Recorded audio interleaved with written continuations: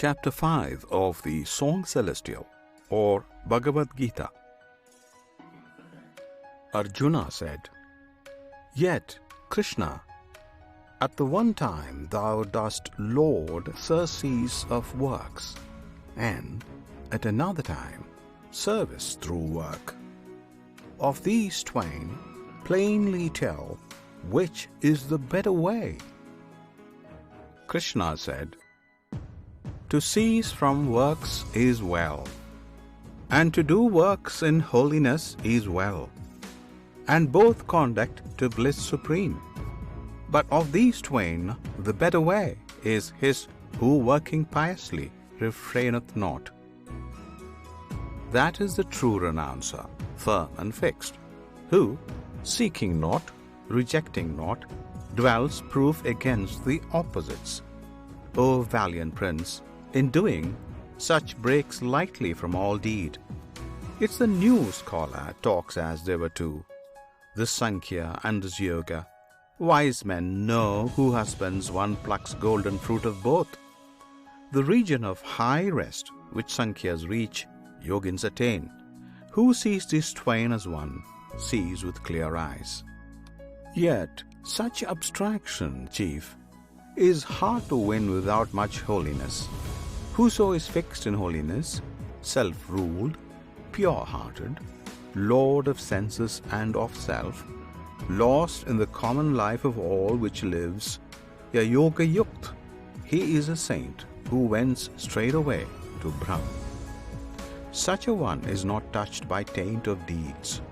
Not of myself I do.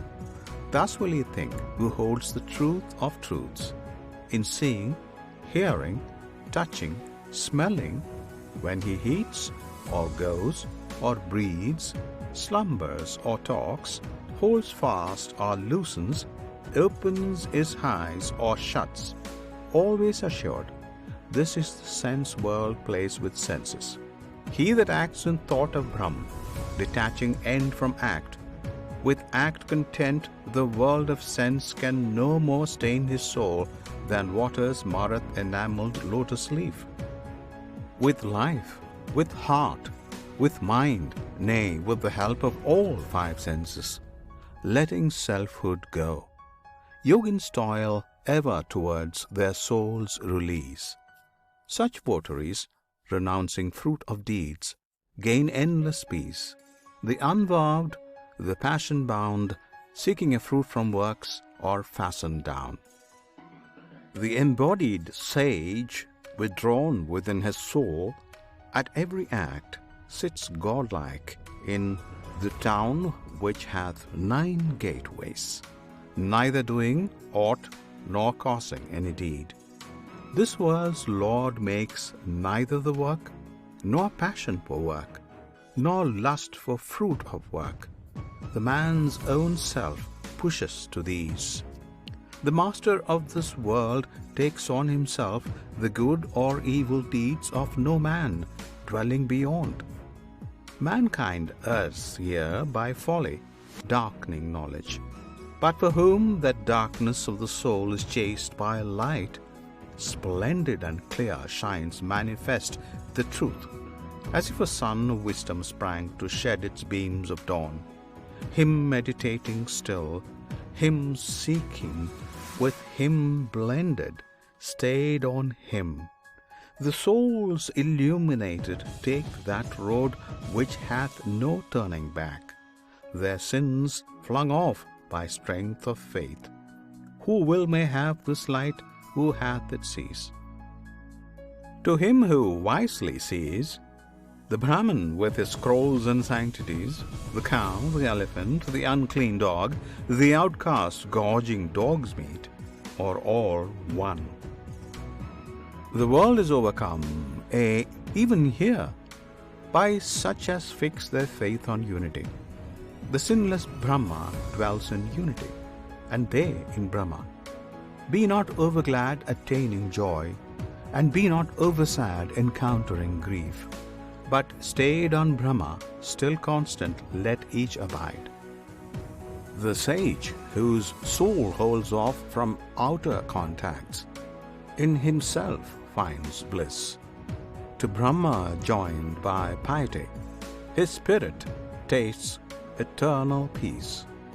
The joys springing from sense life are but quickening wombs, which breed sure griefs. Those joys begin and end. The wise mind takes no pleasure, Kunti's son, in such as those. But if a man shall learn, even while he lives and bears his body's chain, to master lust and anger, he is blessed. He is the Yukta. He hath happiness, contentment, light within. His life is merged in Brahma's life. He doth Nirvana touch. Thus go the rishis unto rest, who dwell with sins effaced, with doubts at end, with hearts governed and calm. Glad in all good they live, nigh to the peace of God. And all those live who pass their days exempt from greed and wrath, subduing self and senses, knowing the soul. The saint who shuts outside his placid soul all touch of sense, letting no contact through, whose quiet eyes gaze straight from fixed brows, whose outward breath and inward breath are drawn equal and slow through the nostrils still and close, that one with organs, heart and mind constrained, bent on deliverance, having put away passion and fear and rage, hath even now obtained deliverance, ever and ever freed. Yea, for he knows me who am he that heeds the sacrifice and worship, God revealed, and he who heeds not, being Lord of worlds, lover of all that lives, God unrevealed, wherein who shall find surety and shield. Here ends Chapter 5 of the Bhagavad Gita, entitled Karma Sannyasa Yoga, or the Book of Religion by Renouncing Fruit of Work,